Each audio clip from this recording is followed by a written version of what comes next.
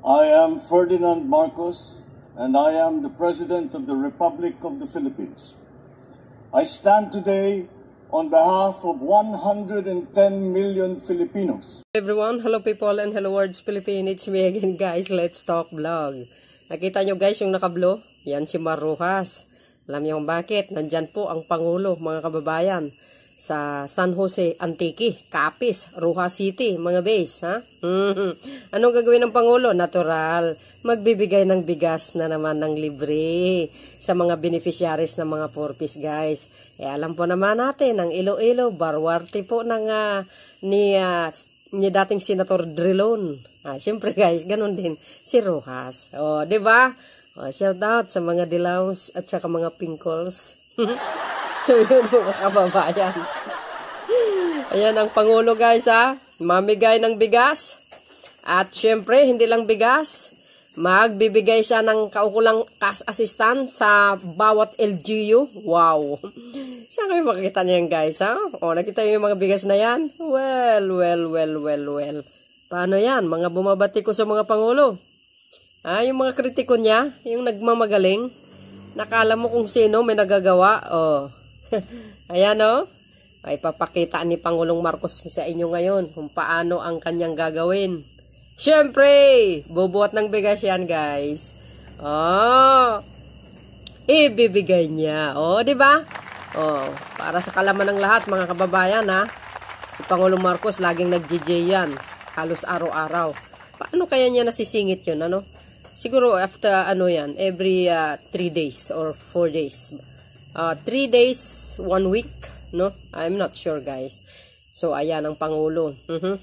Enjoy na enjoy ang ating mga kababayan, mga Ilocano, mga Ilonggo dyan, dayo. Maayong mga adlaw sa inyo tanan, mga palangga, mga dudong, mga tuto, oh. Ayan, no? Congratulations sa inyo, nga tanan, bala, ha? Nakatanggap kayo sang mga ayuda galing sa gobyerno. Biro mo yan. Oh. Ayan, mga bis. O, diba? Oh. Yung mga bumabati ko sa Pangulo, nasaan na kayo? O, ayan o. Nakita nyo yan? Mayroon kayo yan? Wali. At ganun pa man, mga babayan. Shout out sa mga taga Iloilo. Mga Ilonggo dyan. At, alam mo yun, natutuwa ako dito sa si Gobernador Castro ba ito? Itong kamukha ni Paquito Diaz, guys. Napakamakata niya ito guys, no? Sa kanyang pananalita, matatawa ka. So, ganun pa man guys, panoorin natin ang mungkahi ni Gobernador Castro at Mayor, no? At syempre ang mungkahi ng ating mahal na Pangulo at ang kanyang pagbibigay ng mga milyones na mga chiki. But before that guys, don't forget to like and hit the button bell para lagi kayong update sa aking mga upload videos. Maraming salamat po sa inyong lahat. Mag-ingat po kayo and God bless Philippines!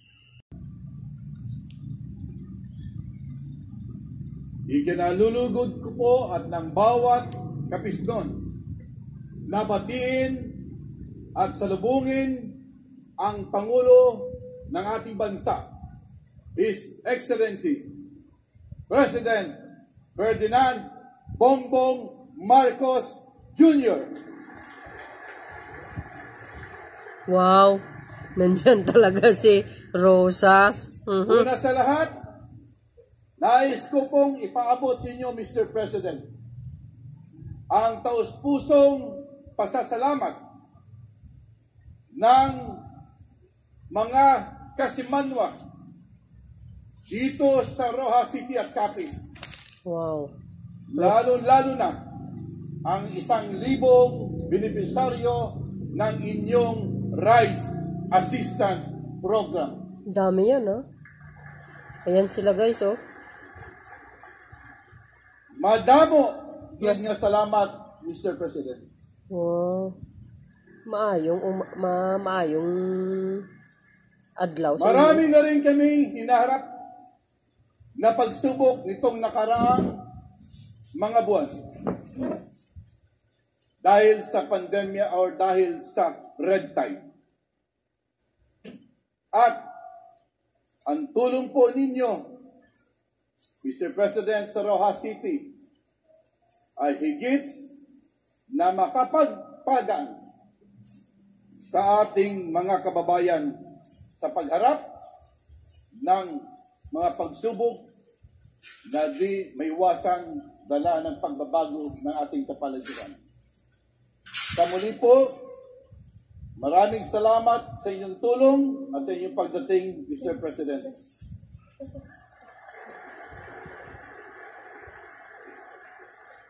Mabuhay po kayo at welcome sa Rojas City.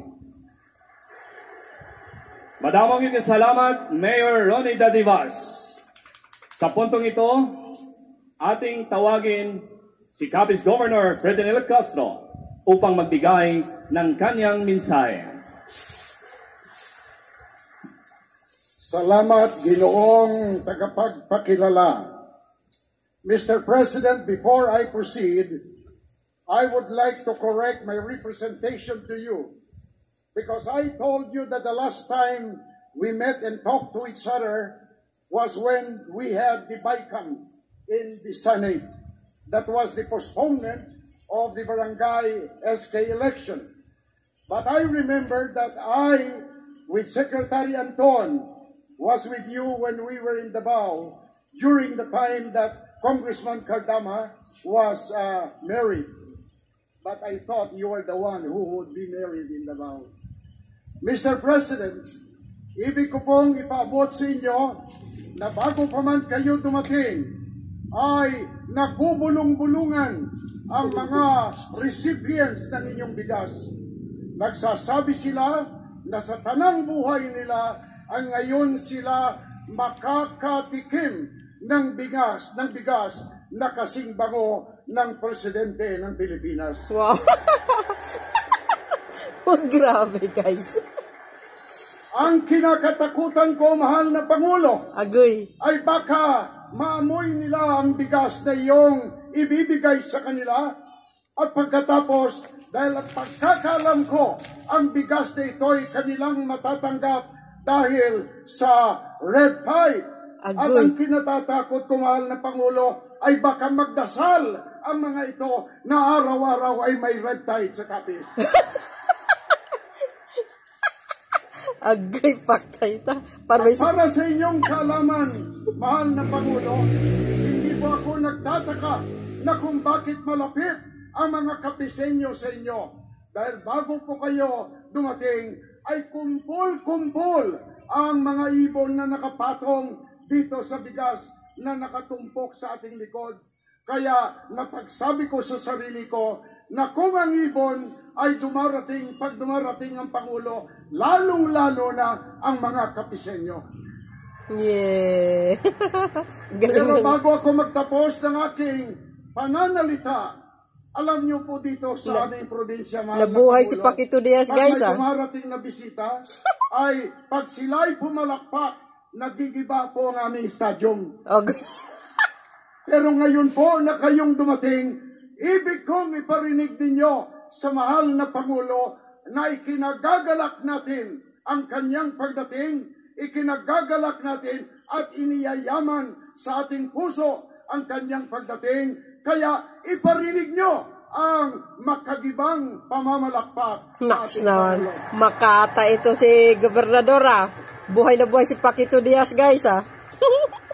Mahal na Pangulo, hindi lang po yun palakpak, may dalang sigaw pa po yun. Kaya hindi ko na tatagalan ang aking pagsasalita. Iyayaman po namin, mahal na Pangulo, ang inyong pagdating dito. At amin pong isa sa puso na merong Pangulo ang Pilipinas na may nakakarinig sa amin at may nakakakita sa amin. Mabuhay ang Pangulong Ferdinand Marcos Jr. Maraming salamat. Natamimi si Rosas doon sa Governor Castro. Natamimi. Ngayon, tinatawagan natin Naloka ako, guys. CSWD Secretary Rex Gatchalian. Natamimi si Rojas doon, ah. Ang ating panauhing pandangal. Ala. Mga binibini at Ginoo, ang Pangulo ng Republika ng Pilipinas, ang kagalang-galang Ferdinand R. Marcos Jr. Yeah, mabuhay ang mga taga-Capiz sa Rojas City, Iloilo. Shout out po sa inyong lahat, mga Maraming salamat maayong adlaw sa inyong tanan, mga palangga. Katsalyan sa iyong pagpakilala at batiin ang ating ama ng probinsya ng Capiz, ang ating matagal ng kaibigan. Ngayon naninibago ako, tawagin kang Governor. Governor Fred Castro, magkasama po kami sa Kongreso. Ako ay pasok-labas, sa naman ay tumagal sa Kongreso. Gov Fred, na-miss ko na yung ganyang klaseng salita. Matagal na ko nang hindi narinig yung mga oratory ng inyong gobernador. Kaya naman sumikat siya sa House, at ngayon sumisikat siya dito sa Capiz dahil nakita naman ninyo kung makapagsalita talagang nakaka-inspire. Tayong lahat ay na-inspire sa kanyang talumpati. Yes. Ang alkalde ng lungsod ng Rojas, Ronnie Dadivas, maraming salamat sa inyong magandang pagkasalubong. Ang ating matagal na kaibigan, anak ng Capiz, nandito rin po ang dating senador, and secretary, lahat na yata na hawakan mo, Mar Rojas, nandito po. Special mention Hindi nyo po alam nyo po, kami ni Mar, matagal na po kaming magkaibigan. At kahit na hindi kami magkapanig kuminsan sa politika, matagal kaming nagsama sa New York. At sana naman habang nandito siya, hindi na niya kinikwento yung mga nangyari sa amin nung nasa New York kami. Dahil bachelor pa po kami. At marami kaming tingnan nyo guys, mga adventure na napakabait ang Pangulo. Sabi ko sa inyo, na matagal ko na po siya hindi galing, nakausap. kahit kakamping kang sinusuportahan ni Rojas, pero guys, tingnan nyo naman. Kami dito pa sa Capiz. Bait ni Mr. Ang mga President. benepisyaryo natin, ang pinakamahalaga na grupo na nandito ngayong araw na ito, mga benepisyaryo para ng mga 4 Ps na ibibigyan natin at ibibigay natin itong mga ating nakuhang bigas, mga kasama na lingkod bayan, ang mga minamahal kong kababayan. Magandang umaga po sa inyo lahat. Wow. Bait ng Mr. President Noong nakaraang buwan lang po ay naghatid ng tulong ang DSWD at DTI sa ating mga rice retailer dito sa inyong probinsya upang matulungan sila sa kanilang mga negosyo. Dumayo po ulit kami dito ngayon upang personal na maghatid ng libreng bigas sa mga minamahal nating Capisnon upang makabawas sa inyong alalahanin sa pagkain.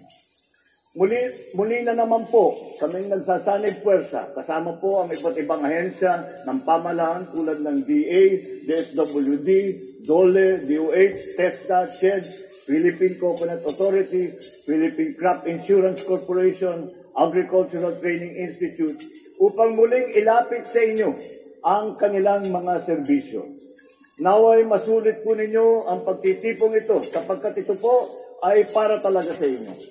Ngayong 2023, mahigit 10,000 benepisyaryo mula sa inyong lalawigan ang nakatakdang makatanggap ng tulong pinansyal sa ilalim ng Rice Farmers Financial Assistance Program o yung RFFA. Wow. Dagdag po rito, marami rin po mga maliliit na mga magsasaka na matutulungan ng Rice Competitive Enhancement Fund o yung tinatawag na RCEF sa pamamagitan ng mga makinarya, mga punla, mga pagsasanay at seminar at pagpapahiram ng puhunan para sa kanila.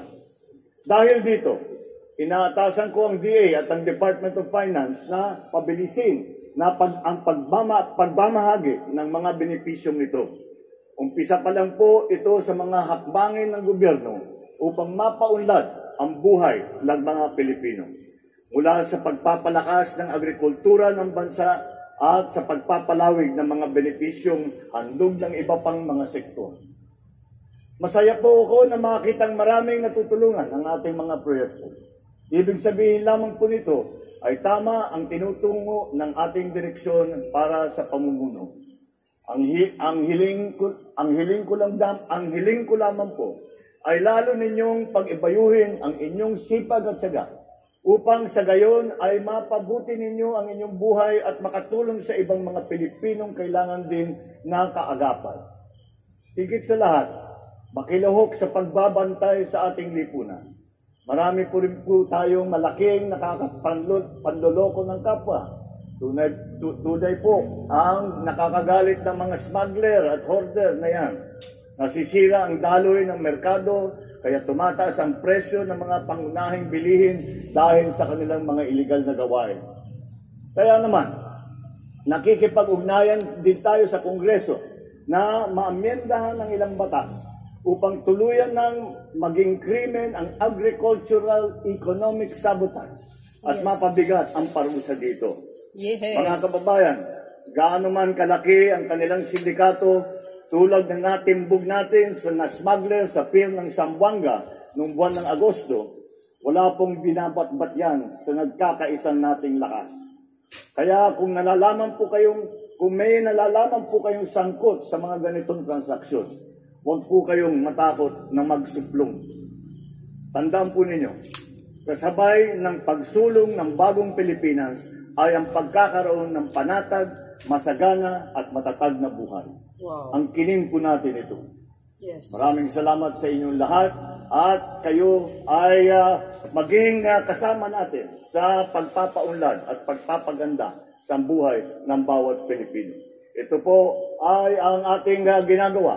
Pagpatuloy na makapagbigay ng tulong sa lahat ng ating nalalamang na nangangailangan.